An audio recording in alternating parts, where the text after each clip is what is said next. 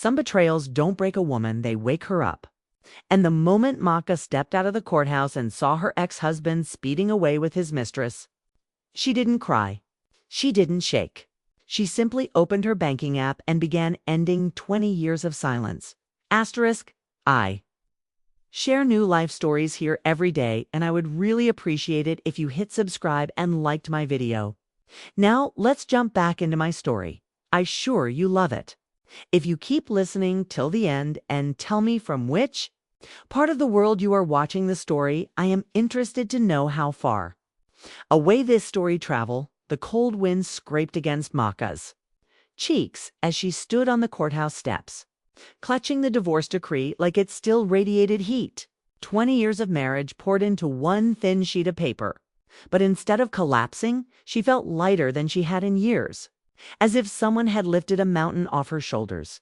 She watched Jelani hurry across the pavement without a word, without a backward glance, jumping straight into a tinted car where his mistress, a girl in a pink coat, sat waiting proudly in the passenger seat. Maka didn't feel anger. She didn't feel heartbreak. Only clarity. Her thumb unlocked her phone. Banking app. Supplementary cards. 15 glowing lines of active accounts, all tied to her name.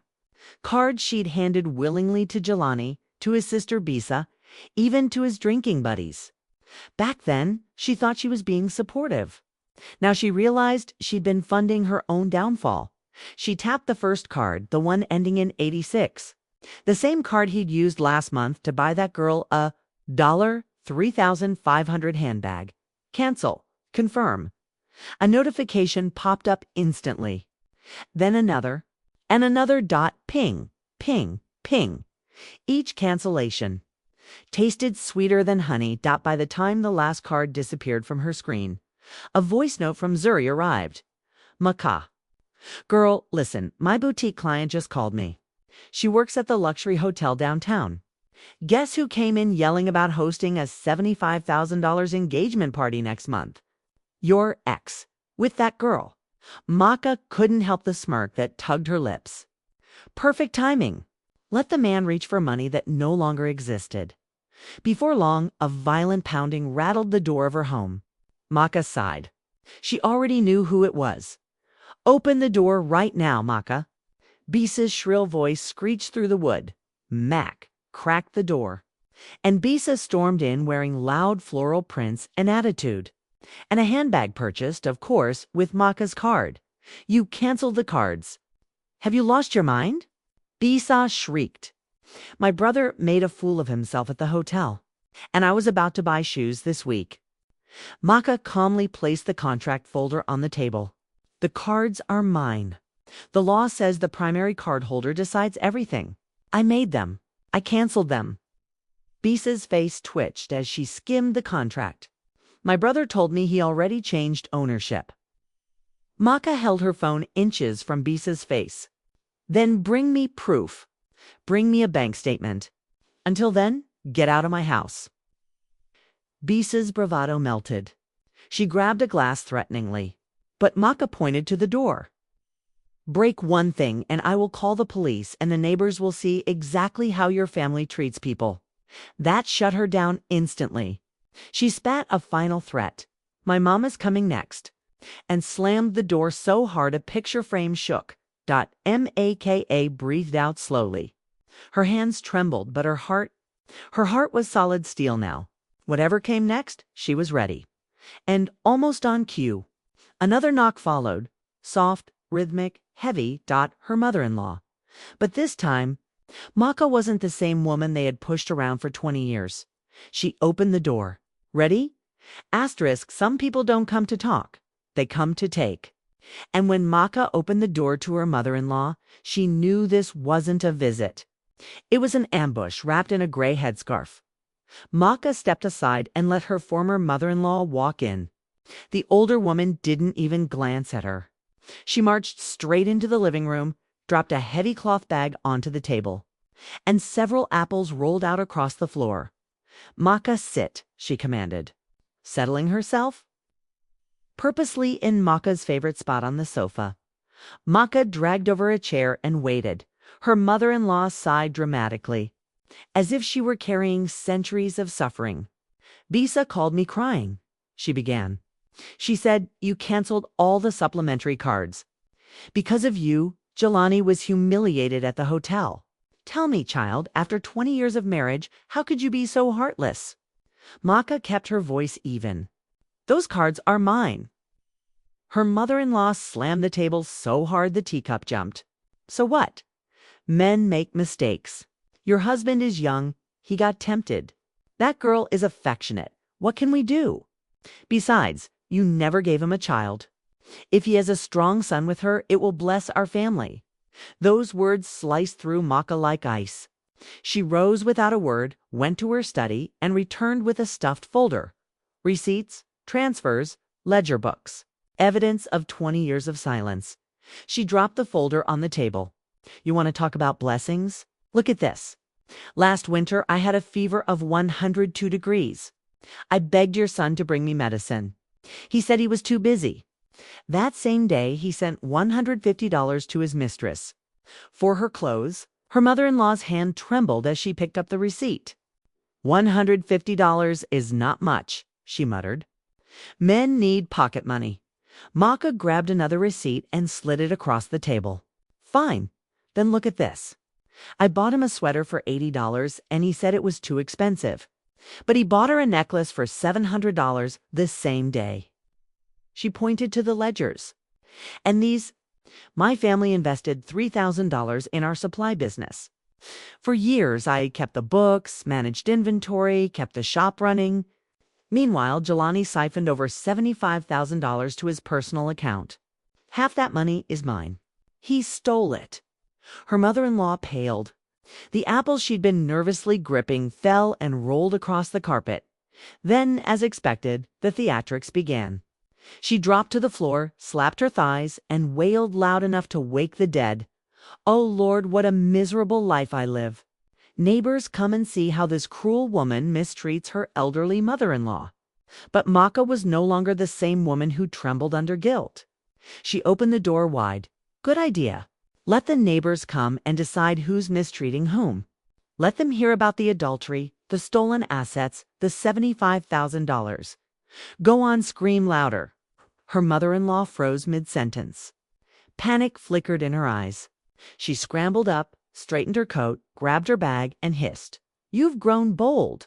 You'll regret this." She slammed the door and stomped away. Maka exhaled deeply. She wasn't proud of arguing with an elderly woman, but she was done being stepped on. Done being the quiet wife. Done living in fear. Just as she reset the living room, her phone rang. "Jelani," she turned on her recorder before answering. "Have you lost your damn mind?" He roared the moment she picked up. "I embarrassed myself in front of everyone. You canceled the cards out of spite." "Yes," Maka said calmly. "I canceled them, so what?" He sputtered, threatened, claimed she'd ruined his life, insisted the $75,000 was a business emergency, yelled that she'd regret everything. Maka waited for an opening. "Then I've hired a lawyer," she said. "Tomorrow we discuss the asset division properly." Silence. Thick, heavy dot. Then a slam as if he'd thrown the phone. Mac saved the recording under. Threat from Jelani and backed it up to the cloud. She was ready for whatever came next, but she didn't expect her ex-husband's mistress to show up next, because an hour later, her phone buzzed with a new friend request. The notification chimed as Maka set her dishes in the sink. A friend request from someone named Callus. The profile picture showed a heavily made-up woman wearing a shiny diamond necklace, the same diamond necklace purchased with Maka's card. The message attached was a challenge. "I'm Jelani's fiancé. Accept me. I have something to tell you." Maka snorted softly. She accepted Dot immediately. Pictures flooded in. A glamorous hotel hall glittering with chandeliers. A selfie of Callus in an enormous white gown. A picture of her and Jelani posing in front of a luxury banquet menu. The diamond ring on her finger sparkled in every frame. Then came the message, "Jelani is throwing me a $75,000 engagement party. The dress is $20,000 and the ring is $18,000. Bet you never lived this good in 20 years with him." calmly spooned soup into her bowl and typed back, "Lovely photos. But tell me, are you paying for all that? Or is he? Because he called me yesterday begging. He couldn't even pay the deposit." The typing dots blinked. Then, liar. Jelani has money. You're just jealous. Jealous?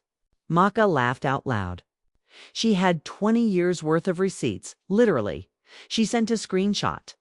A transfer of $3,500 to Callis. Another for $2,000. Both labeled for her shopping and bag. These were paid with marital money. And the card he gave you. I canceled that one. Good luck buying anything now. 7 long seconds passed. Then Callis snapped back. Jelani said the assets were divided. You don't get a penny more. Don't try to get him back. He's mine now. Maka typed slowly, savoring her words. Honey, I don't want him back. I want my money back. And you might want to stop bragging about luxury things bought with stolen assets. That could end badly. That was enough to make Callis lose control. She fired insults, vulgarities, and wild accusations. Maka didn't respond. She simply screenshot every message, saved them, backed them up, sent them to Zuri and filed them under evidence. Moments later, she received, "This user has removed you from their friend list." Good. Another piece of proof secured. The next morning, Maka met Zuri at the corner bakery. Zuri arrived with breakfast in hand, eyes blazing. That girl really thought she could intimidate you. She scoffed. She doesn't know she's messing with a woman tired of being quiet. They headed straight to the lawyer's office. Inside, shelves lined with case files surrounded a calm, sharp-eyed attorney who introduced himself as Mr. Branson. "Show me everything," he said. Mak handed him the briefcase filled with receipts, ledgers, statements, and screenshots. For half an hour, the only sounds were clicking pens and flipping pages. Finally, the lawyer leaned back, tapped one page, and nodded. Double quotes, Maka. "You did excellent work. These business ledgers clearly show 5 transfers totaling $75,000 from the company to Jelani's personal account, all before the divorce. That is a legal diversion of marital assets." Maka's breath hitched. "So I can get it back?" "Yes," he said. "Not only that, there are thousands more in miscellaneous transfers to the mistress. Receipts proving purchases made with your supplementary cards. All of this is admissible." Zuri slapped the table triumphantly. Mr. Branson continued. "Next, we request an investigation order to pull his bank records directly. Once granted, usually a few days, we file a lawsuit." A weight lifted from Makaya's chest. For the first time in years, she felt like someone was standing beside her, not stepping on her. Afterward, Zuri dragged her to lunch, then to meet the owner of a nearby organic market who needed a manager. The owner welcomed Maka warmly. "You're organized and experienced, exactly what I need," she said. "If you like the job, you can start Monday."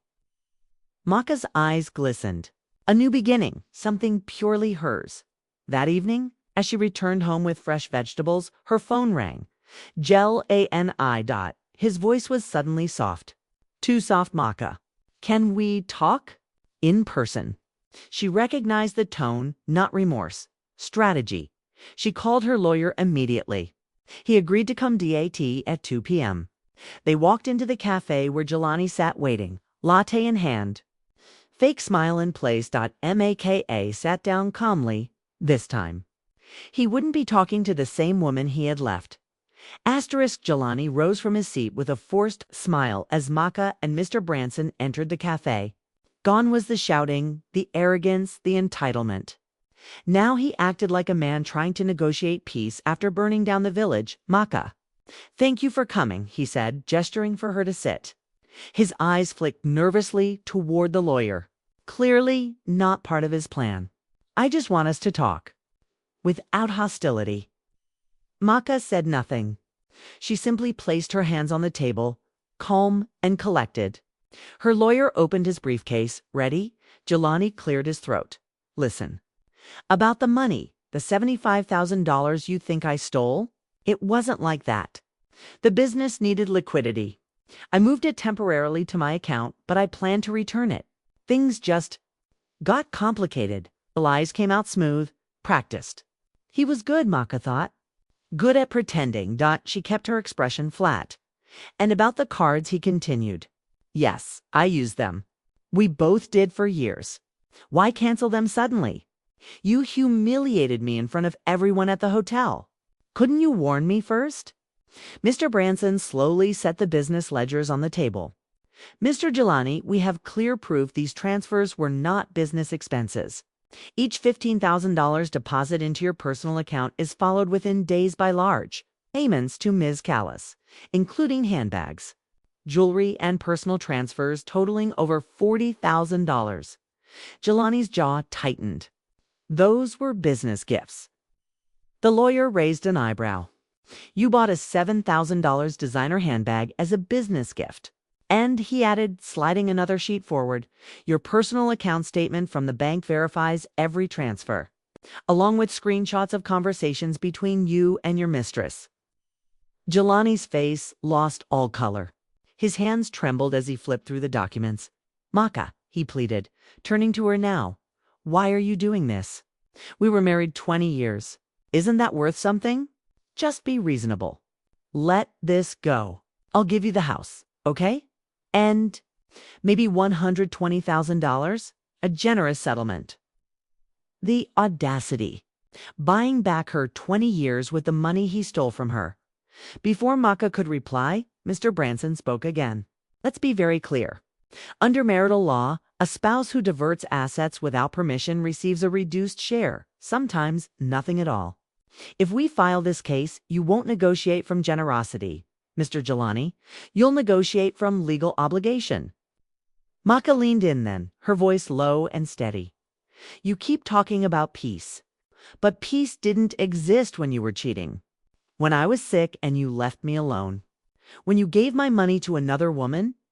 You're asking me to be reasonable, only because you're scared. Jelani's eyes flicked angrily between her and the lawyer. Finally, frustration erupted. You think you're smart now? You think this lawyer will save you? You're just trying to take my money. Maka cut in. It was never yours, not alone. And every cent you stole, you're giving back. He slammed his hand on the table, jumped up, and shouted, This isn't over. You hear me? I won't let you ruin me. He stormed out, leaving his untouched latte and a room full of staring customers. Mac exhaled quietly. The lawyer nodded. He's scared. Good. I'll file the asset recovery petition the moment the investigation order arrives.